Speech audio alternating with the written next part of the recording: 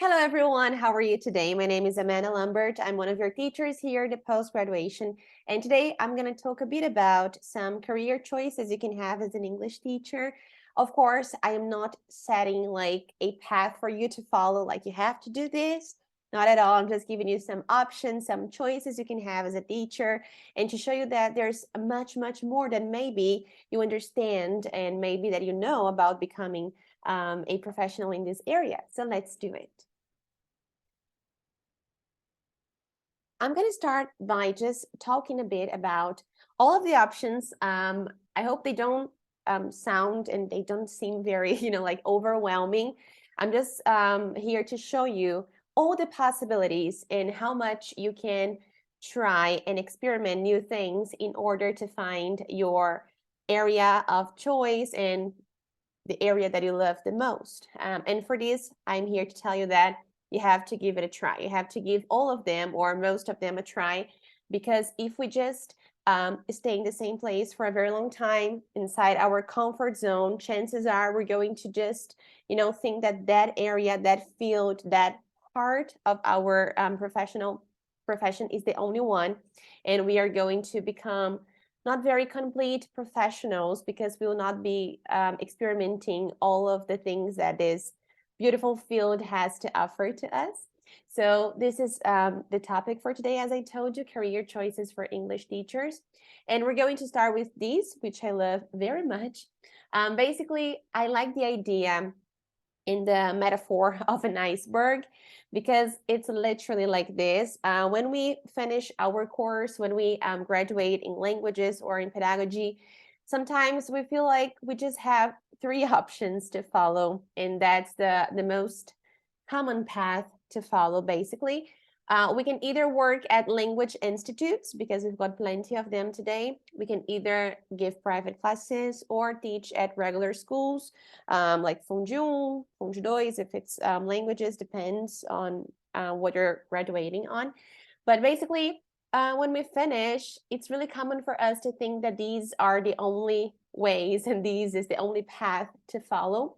And I'm not going to be a hypocrite. Like, I started like this, and I feel this is a great way to start. And if you think this is great for you, it's a great way to live as well.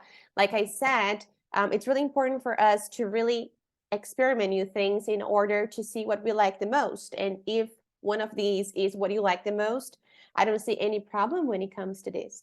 So basically, just talking about my own experience, I started teaching at a language institute, and I owe pretty much everything that I know to that place. I stayed there for 10 years. I worked there for 10 years.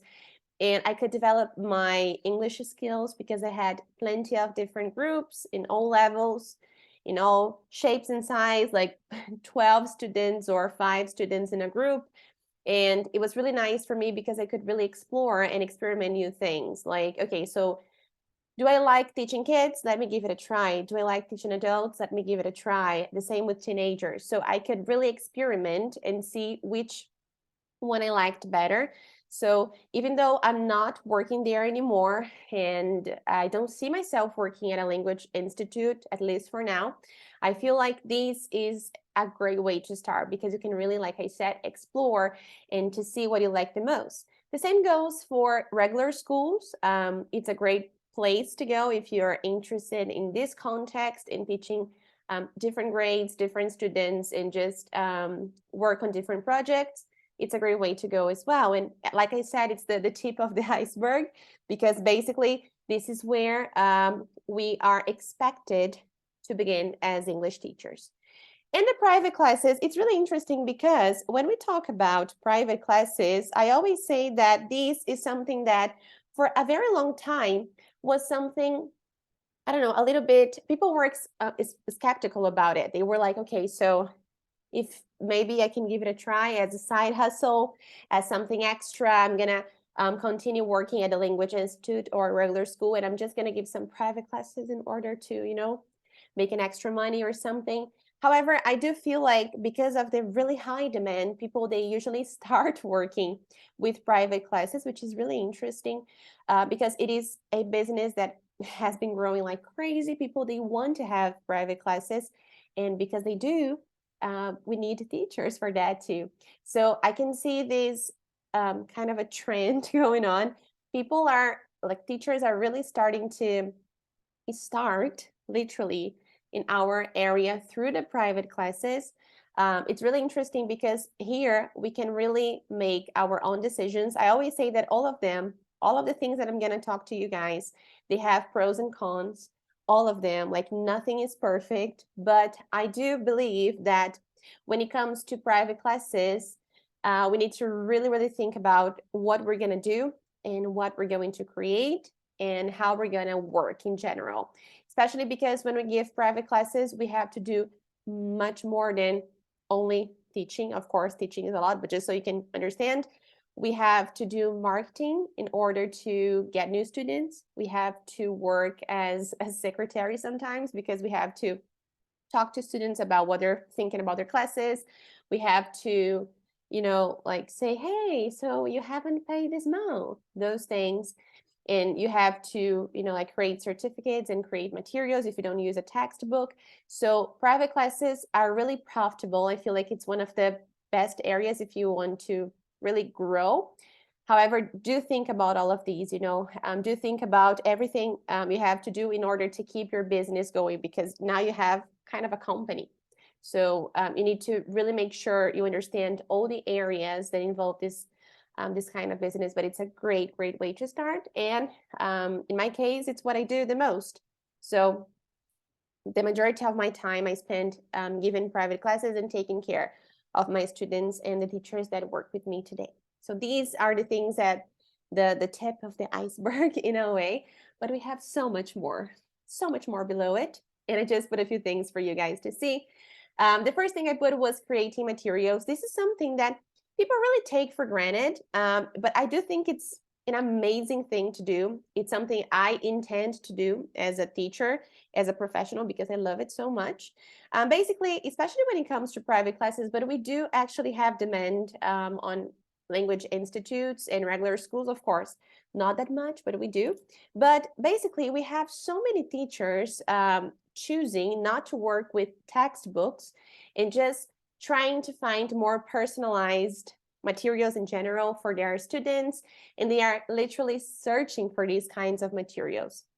And we do have many teachers who create their own materials, but they don't share with other teachers. They don't show them to the world.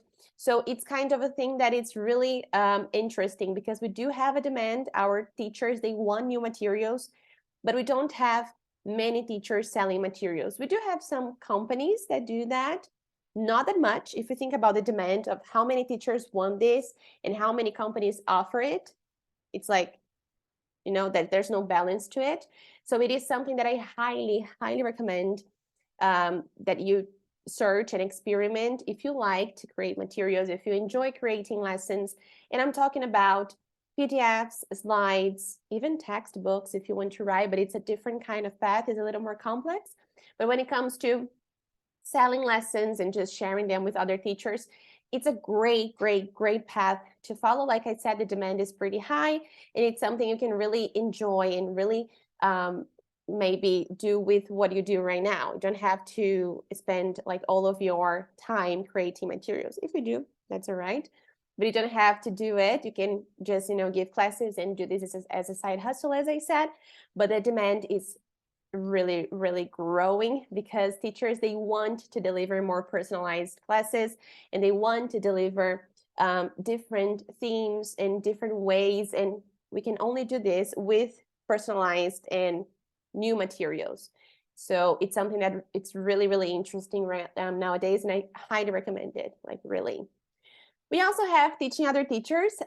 It's a great path to follow as well. So we have been through that. Teaching other teachers is something like being a teacher trainer and just helping teachers in general. The ELT, the English learning community, like the English teaching community actually, has been really growing a lot, if you think about that, because we have new teachers coming every single day. We have new teachers wanting to become teachers or teachers wanting to get into new areas every single day. And sometimes they do want to learn from other teachers. Like, I get inspired by you. I like the way you work. So can you help me through that? And this is really interesting because it's something that literally has been growing a lot. So the mentoring sessions and the workshops and the courses in general, the short courses. I know plenty of colleagues who work 100% with that.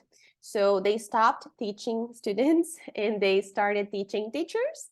It is something that's really profitable as well, but you really have to dedicate yourself to your knowledge and, be very specific when it comes to your niche. So I have some colleagues that teach other teachers all about the teaching skills indeed.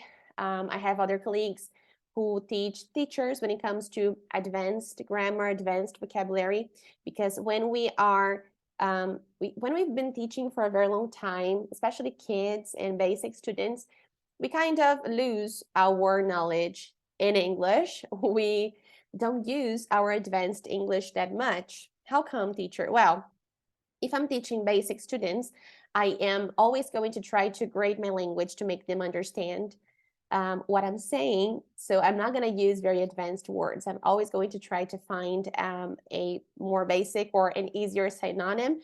So doing this for a very long time makes us really limited when it comes to our English. We tend to forget.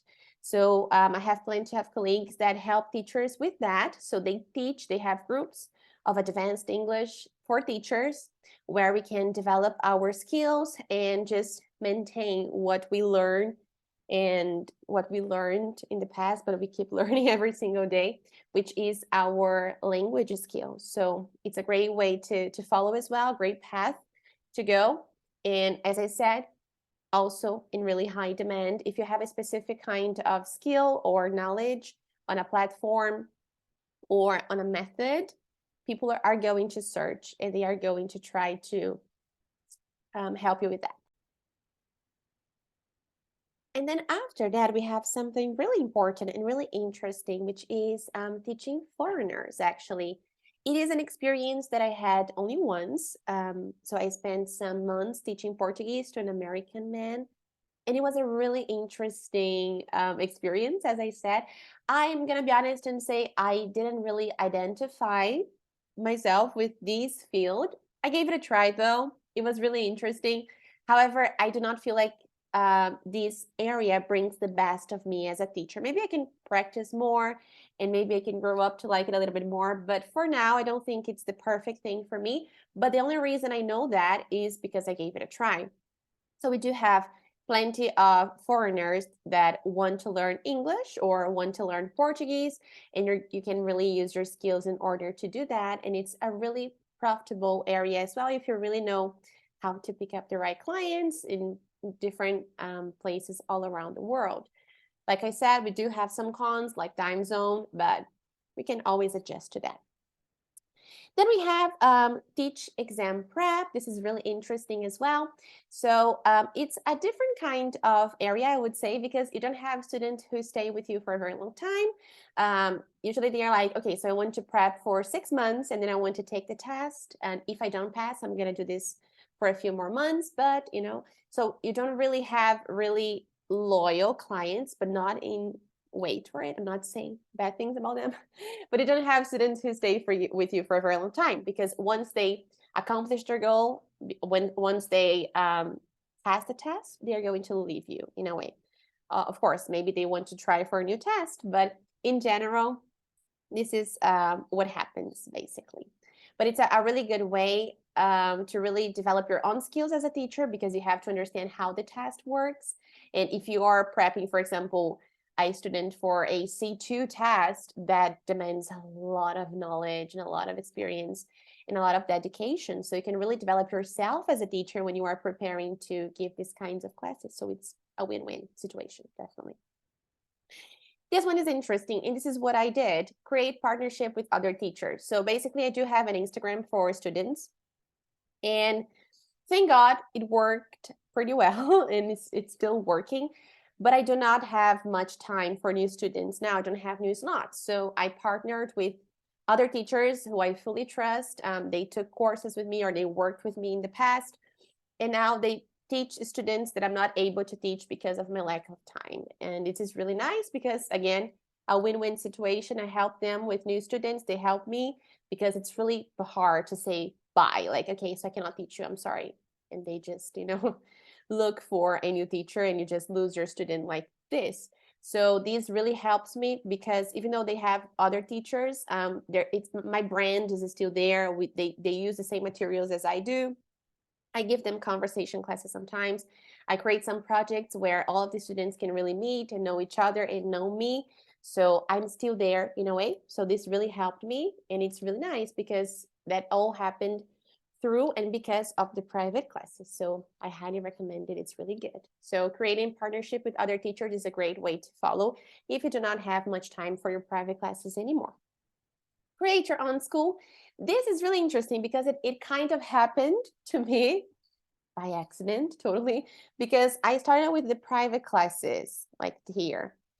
And when I stopped having much time, I partner with other teachers.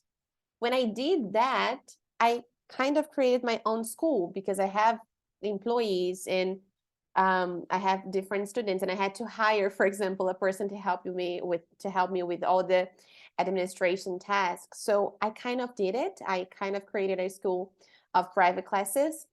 It's not a physical school, but I do have other teachers with me, and I give different kinds of classes. So it's kind of a school. So it's really interesting. I highly recommend if you really want to expand your business, and even though you want to continue working with private classes, you want to create new things, new projects, and having people working with you. And I know it's a little bit strange, right, to say, oh, just create your own school like this. No, it's not easy. And like I said, I did it by accident, totally. When I started having new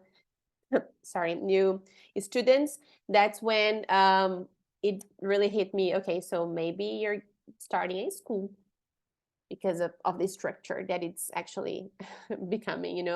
So it's something that you can do, and it's really interesting. Of course, I'm still in the beginning and I'm learning a lot, and the teachers are learning with me, but little by little we are attracting new students and getting to do different things with them, which is awesome. And last but not least, we have here become a translator. People, to be honest, it may sound a little bit crazy, like, what? But I'm a teacher. It's a great path to follow side by side.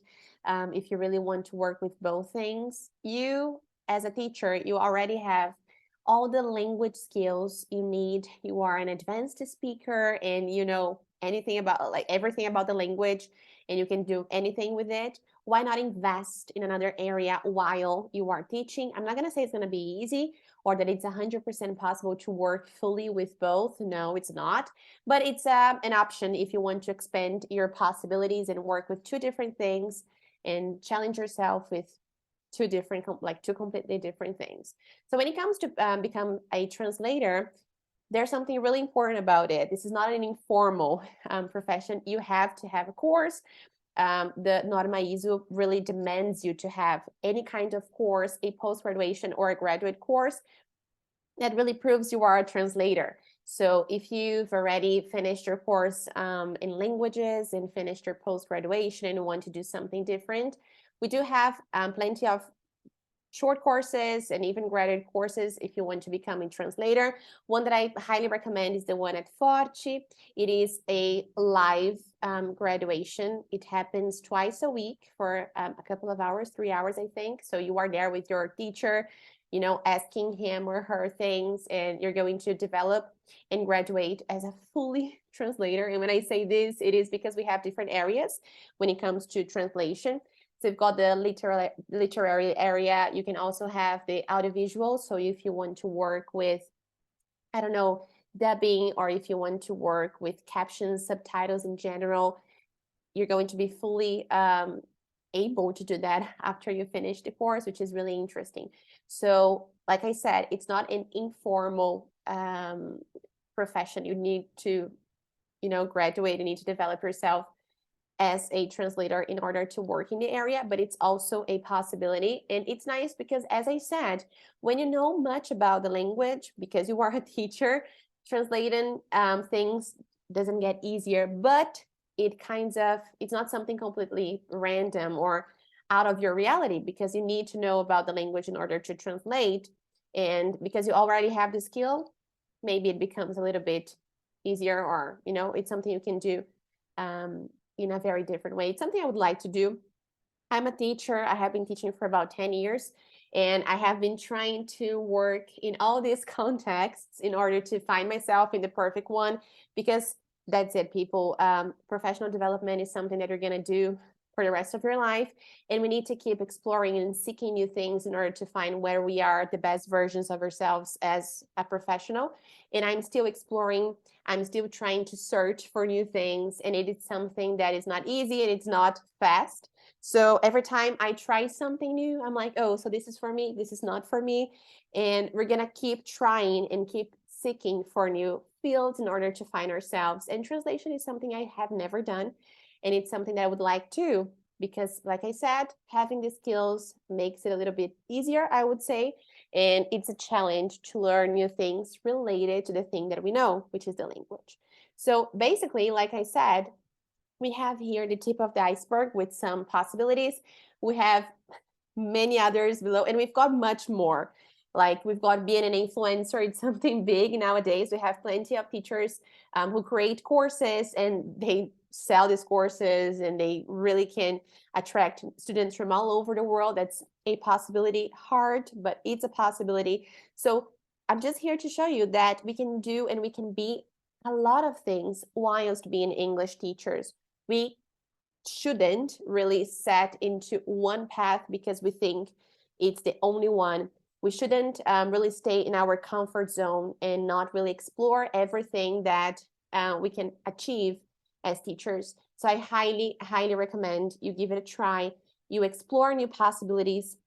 Even if you have just started and you want to start by the tip of the iceberg, do that. There's no problem at all. Every little thing is experience, and you're going to learn a lot from that. But just don't stay in the same place for a very long time, because we can really know new things, and we can really find ourselves in different kinds of areas and outside of our bubble. And we can be happier professionals, and we can be better professionals when we find the thing that we like, that we love the most. So I hope you enjoyed it. I hope to see you very soon for more information about it. It was a big pleasure to be here with you. And I just hope you can really develop yourselves as English teachers, as professionals in general, and to really find the best versions of yourself. Bye.